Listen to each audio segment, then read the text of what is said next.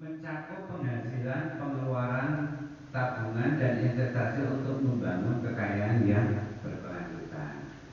Ini sangat penting. Karena apa?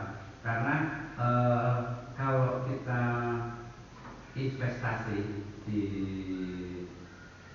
kita investasi suatu barang ataupun suatu usaha itu juga harus berkelanjutan. Misalkan tahun ini modal kita 100.000 ataupun taruhlah 5 juta dengan modal dasar ada alat, ada itu. Nah, nanti 5 tahun ke depan kan alat itu sudah tidak bisa dipakai lagi dan itu harus kita perhitungkan. Berarti nanti dalam jangka waktu 5 tahun saya harus bisa membeli alat yang baru. Kan seperti itu. Membeli alat yang baru untuk ngijoli alat yang sudah rusak. Jadi dalam usaha itu kita harus bisa memperhitungkan itu. Jangan ini alat kita beli sekarang. Misalkan 2 tahun ke depan alat ini sudah tidak bisa dipakai. Kita mau beli lagi, kita mengambil nah itu kan kita berarti manajemennya itu tidak bisa. Jadi kita harus manajemen. Jadi modal yang kita keluarkan tahun ini itu harus kembali di 2 tahun atau 3 tahun yang akan datang, karena untuk menutupi modal yang sebelumnya. Jadi kalau secara bisnis, secara manajemen memang kita harus bisa memperhitungkan modal-modal awal, modal yang tetap, istilahnya modal tetap sama modal yang berjalan. Kalau modal tetap itu seperti alat itu modal tetap. Tapi kalau modal yang berjalan, modal yang harus kita mainkan atau kita jalankan pada waktu perjalanannya usaha kita. Terus kemudian membuat anggaran. Anggaran adalah alat penting untuk mengontrol keuangan Anda yang ada digunakan metode seperti aturan 50-30-20. Apa itu 50-30-20?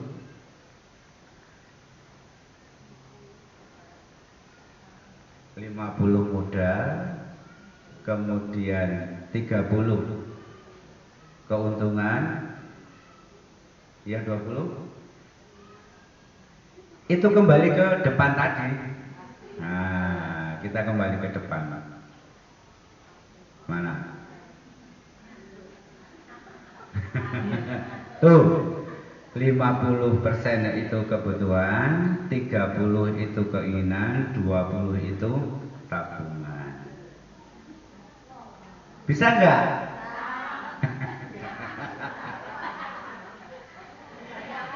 Itu yang harus kita terapkan dalam manajemen yang pengelolaan yang ada di kita. Tidak semuanya itu kita berikan ke kebutuhan semua. Kapan? Beberapa kali pertemuan untuk paket A dan paket B. Untuk paket A biasanya itu kelas 1 sampai kelas 6, dan untuk paket B kelas 1 sampai kelas 7 sampai kelas 9 SMP. Dan ibu semuanya, untuk praktek tata boganya besok, insya Allah kita akan membuat beberapa menu. Untuk temanya sebetulnya kemarin itu requestnya pemanfaatan bahan lokal ya Bu. Misalkan bahan-bahan yang ada di sekitar lingkungan Panjenengan Sedoyo, untuk bahan lokal di sini yaitu diantaranya ada singkong, ubi, kemudian kentang dan pisang misalkan, atau seputar bahan-bahan lokal yang ada di sekitar ibu-ibu semuanya. Jadi untuk besok itu ada satu menu yang merupakan requestnya Bapak Ibu Pamus SKB Ponorogo, yaitu salah satunya yaitu kerupuk ikan. Nah, kerupuk ikan ini kan ada yang dijemur, ada yang memang langsung bisa digoreng, itu bisa ibu-ibu. Nah, ini untuk kesepakatannya mau gimana nih? Mau kerupuk ikan ini mau dijemur atau yang mau langsung jadi aja Bu? Langsung jadi bawang ya berarti. Mungkin ini agak lama ya Bu, karena kan adonan kerupuknya ini kan direndam dulu pakai minyak dingin. Nanti kalau udah habis goreng kemudian didinginkan dulu. Ini kerepotan buat nanti pakai air es atau nopo ditampung deh buat nopo-nopo, atau pakai kipas angin kalau nanti ada kipas angin nanti bisa disediakan oleh di sini. Report langsung jadi mawar. Oke. Ini menunya kebetulan saya ibu-ibu ini kan udah pada pro ya, saya itu mau bikin apa ya ini ya kayak gitu.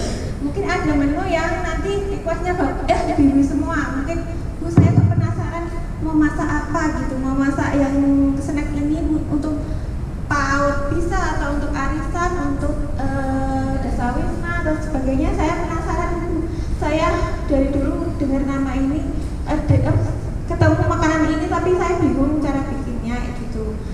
Untuk selanjutnya ada kue mata roda, kemudian ada kroket kentang, kemudian ada bolu kukus ubi, pai buah, kemudian ada kue tradisional nih sudah lama sekali ya ibu, ada kue lumpang, kemudian ada sosis Solo dan getuk crispy.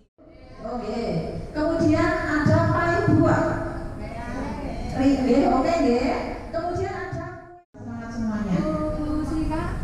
Kue mata roda tambah kurung Mantap. Singkong dalamnya ada pisang. Yuk nanti kita kukus, digulung, kita kukus.